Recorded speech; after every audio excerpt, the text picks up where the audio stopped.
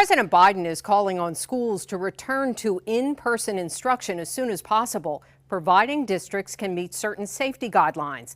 Getting teachers vaccinated is not one of the requirements. 8 on Your Side reporter Ann Shannon says some people are concerned about that.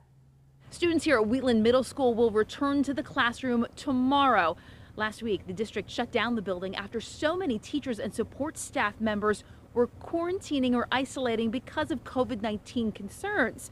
The state teachers union is among those calling on the governor to prioritize teacher vaccinations so that students can remain in person in class. The State Department of Education says that's what they want too, but it may not be that easy. But this has been a novel situation for all of us. Pam Smith is with the State Department of Education. She acknowledges getting vaccines is top of mind. That's the biggest question I think that folks have, right? And it's not even just in the education sector. We all want to know when our term is. Last week, the state teachers union sent this letter to the governor, calling on Wolf and the Secretary of Education to prioritize teachers when it comes to getting vaccines. But Smith says there's not much the department can do. We take our guidance and direction from the Department of Health. They're taking their lead from the federal government. She adds that educators are not public health officials, and the best thing they can do is help teachers get the vaccine when it's their turn. Right now, teachers are slated for 1B, which does line up with CDC guidelines. The biggest issue right now, as everybody knows, is just the availability of vaccine, and that's, coming from the federal level. When the vaccines are available, it won't be up to the Department of Education to set up vaccination clinics either. And that wouldn't be something that we at the Department of Education would dictate or coordinate, but would align that to the state plans and then the support that they provide to local communities. Smith is not aware of any push to make the vaccine mandatory for educators. And when it comes to the students getting vaccinated, not being a public health expert, but just going on the information that we do have available, the science isn't necessarily focused on kids right now. So we'll be interested to see, what comes out of that process, as more information becomes available for sure. Until then, our goal is to get as many kids back in person as, quickly and as safely as possible. Ann Shannon, WGAL News 8. And let's check back in with Dr. Joseph Contra, Chief of Infectious Diseases at Lancaster General Health. He's been keeping an eye on our WGAL Facebook page and checking out the questions and comments. Anything new, Dr. Contra?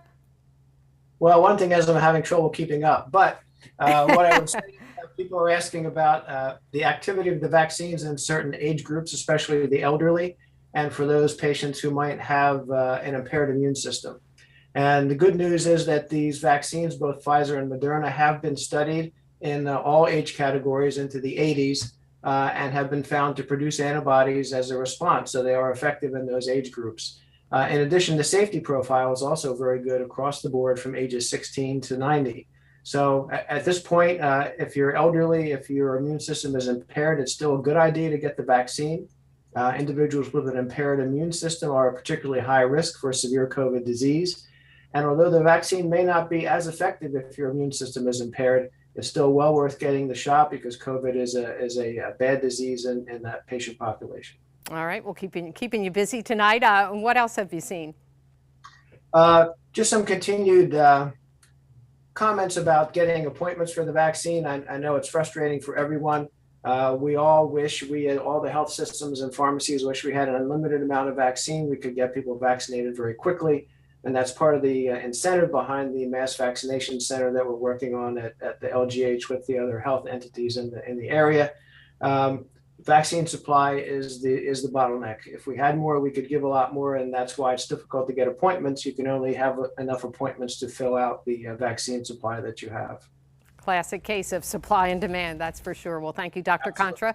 We will check back in with you once again during this special. Coming up next, Dr. Oz answers a question about whether your weight affects the vaccine. Also ahead, what is it that we're doing to make sure that people are aware? There is concern about getting the vaccine to underserved populations. Tonight, what one community leader is asking to help get more people vaccinated.